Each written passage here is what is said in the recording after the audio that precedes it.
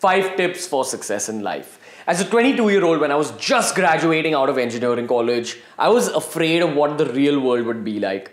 I didn't know whether I would have the life skills to do well in the real world. Now, I've just been doing this for the past year and a half, but over the past year and a half, over running this YouTube channel and meeting countless successful people through my blogging journey, I figured that success in life boils down to about 4 or 5 basic skills. And that's what we're going to be talking about in today's video. The first skill, as any successful person will tell you, is all about hard work. How many hours you're willing to put in. Now keep in mind, hard work isn't just about the time you put in, it's more about 2 key aspects. The first aspect is a chase for perfection. In any task that you're given or in any kind of product that you're trying to put out into a market, your main job has to be to do your best and chase perfection. Perfection will happen when you put in that little extra effort into the little details of your product or that task. And you got to understand that your product is a representation of you and your work ethic. So if your product is perfect, it's a reflection that even this guy's work ethic is perfect. That's one aspect of hard work, but the second aspect of hard work boils down to basic short-term tasks.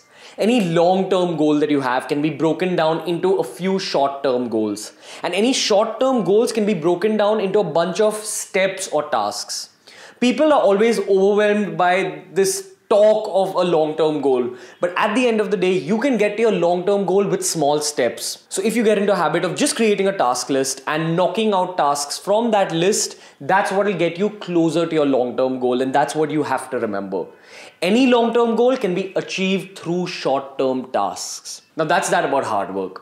The second life skill you need is stoicism. You shouldn't be affected by success and you shouldn't be affected by failure. If you fail, that's okay. You get knocked down, you get back up, you dust yourself down, and you move on to the next task. You try achieving success in that task. And if you're successful, once again, don't dwell on your success. If you're successful, take a minute, say thank you to the universe, and keep moving forward once again. You're not going to get to your long-term goal if you dwell on your success too much. As much as one win can make a fighter's career, one win can absolutely break a fighter's career. Too many people let go of their long-term goal by dwelling too much on their smaller victories. You haven't reached where you're meant to reach yet, so keep moving forward. The third aspect of success is an eye for opportunities. A great man once said that the amount of luck you have is directly proportional to the amount of work you put in. And after a point, if you're putting in a lot of work and you're working with stoicism without caring about failure or success, eventually you're going to reach a stage where opportunities are going to come that way. You're going to have many options. And this is the place where you have to kind of develop this skill to see that which of those options will get you closest to that long-term goal. Constantly keep an eye out for things and don't let them go when they're coming your way. If you don't act on opportunities in time, they're going to run away to someone else. Keep an eye out for all these openings and step into them. They're getting you closer to your goal. The fourth aspect of success is escapism. Once in a while, you need to remember that you're a human being and you need to take a break. This is something that I learned very recently in my own journey, where I figured that I was working 7 days a week and it was becoming too much.